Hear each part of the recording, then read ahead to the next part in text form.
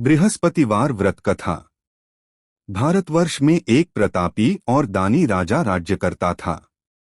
वह नित्य गरीबों और ब्राह्मणों की सहायता करता था। यह बात उसकी रानी को अच्छी नहीं लगती थी। वह न ही गरीबों को दान देती, न ही भगवान का पूजन करती थी और राजा को भी दान देने से मना किया करती थी। एक दिन राजा शिकार खेलने वन को गए हुए थे तो रानी महल में अकेली थी। उसी समय बृहस्पति देव साधु वेश में राजा के महल में भिक्षा के लिए गए और भिक्षा मांगी। रानी ने भिक्षा देने से इनकार किया और कहा, हे साधु महाराज, मैं तो दान पुण्य से तंग आ गई हूँ। मेरा पति सारा धन लुटाते रहते हैं। मेरी इच्छा है कि हमारा धन नष्ट हो जाए, फिर न रहेगा बांस न बजेगी बांसुरी। साधु ने कहा, देवी तुम तो बड़ी विचित्र हो। धन संतान तो सभी चाहते हैं। पुत्र और लक्ष्मी तो पापी के घर भी होने चाहिए। यदि तुम्हारे पास अधिक धन है तो भूखों को भोजन दो, प्यासों के लिए प्याऊ बनवाओ, मुसाफिरों के लिए धर्मशालाएं खुलवाओ। जो निर्धन अपनी कुंवारी कन्याओं का विवाह नहीं कर सकते उनका विवाह करा दो। ऐसे और कई काम हैं जिनके करने से तुम्हारा यश लोक परलोक में फैलेगा। परंतु रानी पर उपदेश का कोई प्रभाव न पड़ा। वह बोली, महाराज आप मुझे कुछ न समझाएं। मैं ऐसा धन नहीं चाहती जो हर जगह बांटती फिरूं। साधु ने उत्तर दिया, यदि तुम्हारी ऐसी इच्छा है तो तथास्तु। तुम ऐसा करना कि बृहस्पतिवार को घर लीपकर पीली मिट्टी से अपना सिर धोकर स्नान करना, भट्टी चढ़ाकर कपड़े धोना। ऐसा करने से आपका सारा धन नष्ट हो जाएगा। इतना कहकर वह साधु महाराज वहां से आलोप हो गए। साधु के अनुसार कही बातों को पूरा करते हुए रानी को केवल 3 बृहस्पतिवार ही बीते थे कि उसकी समस्त धन संपत्ति नष्ट हो गई। भोजन के लिए राजा का परिवार तरसने लगा।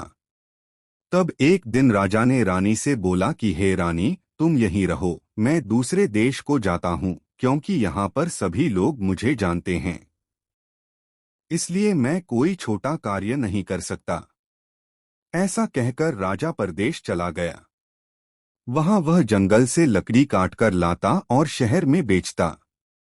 इस तरह वह अपना जीवन व्यतीत करने लगा। इधर राजा के परदेश जाते ही रानी और दासी दुहखी रहने लगी। एक बार जब रानी और दासी को 7 दिन तक बिना भोजन के रहना पड़ा तो रानी ने अपनी दासी से कहा, हे दासी, पास ही के नगर में मेरी बहन रहती है। वह बड़ी धनवान है। तू उसके पास जा और कुछ ले आ, ताकि थोड़ी बहुत गुजर बसर हो जाए। दासी रानी की बहन के पास गई। उस दिन गुरुवार था और रानी की बहन उस समय बृहस्पतिवार व्रत की कथा सुन रही थी। दासी ने रानी की बहन को अपनी रानी का संदेश दिया, लेकिन रानी की बड़ी बहन ने कोई उत्तर नहीं दिया। जब दासी को रानी की बहन से कोई उत्तर नहीं मिला तो वह बहुत दुखी हुई और उसे क्रोध भी आया। दासी ने वापस आकर रानी को सारी बात बता दी। सुनकर रानी ने अपने भाग्य को कोसा। उधर रानी की बहन ने सोचा कि मेरी बहन की दासी आई थी, परंतु मैं उससे नहीं बोली, इससे वह बहुत दुखी हुई होगी। कथा सुनकर और पूजन समाप्त करके वह अपनी बहन के घर आई और कहने लगी, हे बहन, मैं बृहस्पतिवार का व्रत कर रही थी।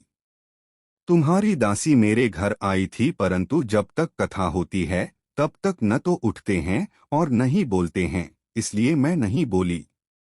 कहो दासी क्यों गई थी? रानी बोली, बहन तुमसे क्या छिपाऊं, हमारे घर में खाने तक को अनाज नहीं था। ऐसा कहते कहते रानी की आंखें भर आई। उसने दासी समेत पिछले 7 दिनों से भूखे रहने तक की बात अपनी बहन को विस्तार पूर्वक सुना दी।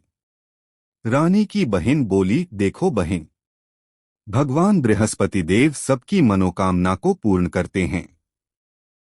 देखो शायद तुम्हारे घर में अनाज रखा हो।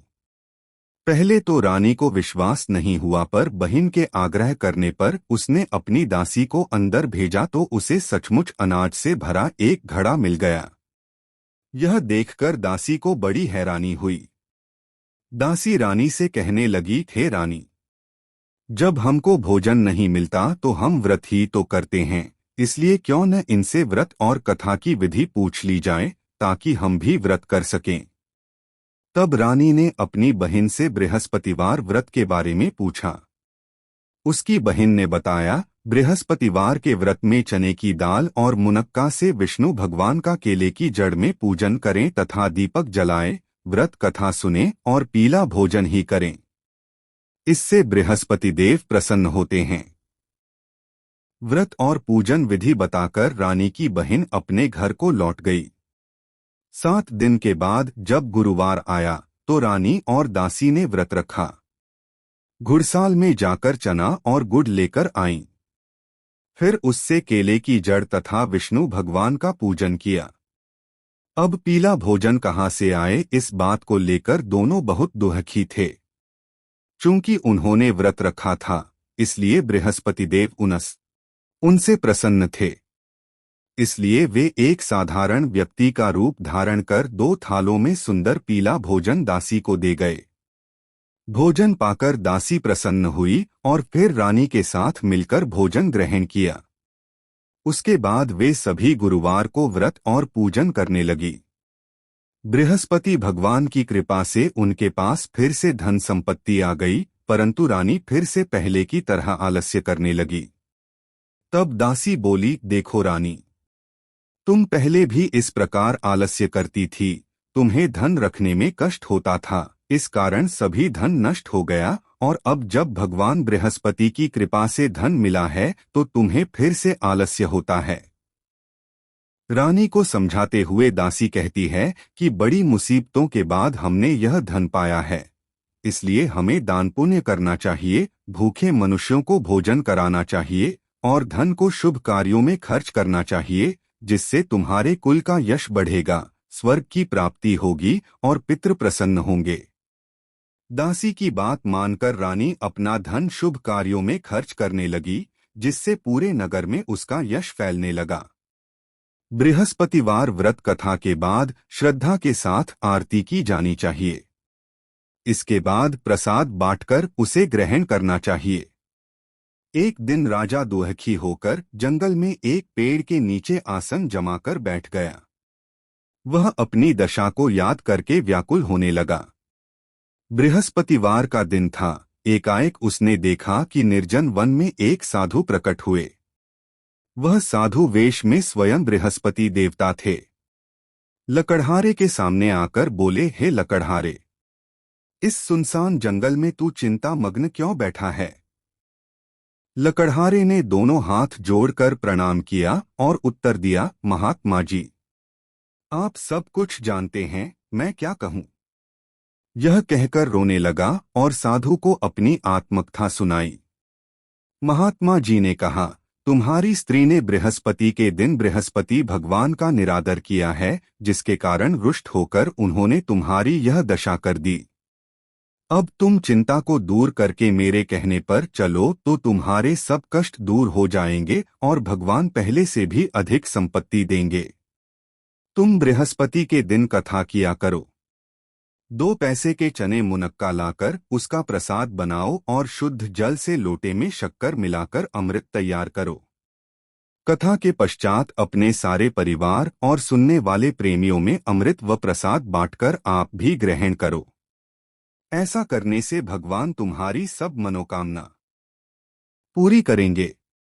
साधु के ऐसे वचन सुनकर लकड़हारा बोला, हे प्रभु, मुझे लकड़ी बेचकर इतना पैसा नहीं मिलता जिससे भोजन के उपरांत कुछ बचा सकूं। मैंने रात्रि में अपनी स्त्री को व्याकुल देखा है। मेरे पास कुछ भी नहीं जिससे मैं उसकी खबर मंगा सकूं। साधु ने कहा, हे लकड़हारे, तुम किसी बात की चिंता मत करो। बृहस्पति के दिन तुम रोजाना की तरह लकड़ियां लेकर शहर को जाओ।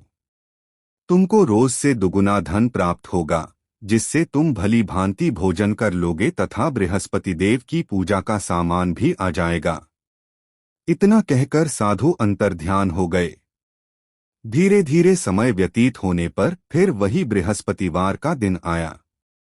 लकड़हारा जंगल से लकड़ी काटकर किसी शहर में बेचने गया। उसे उस दिन और दिन से अधिक पैसा मिला। राजा ने चना गुड़ आदि लाकर गुरुवार का व्रत किया।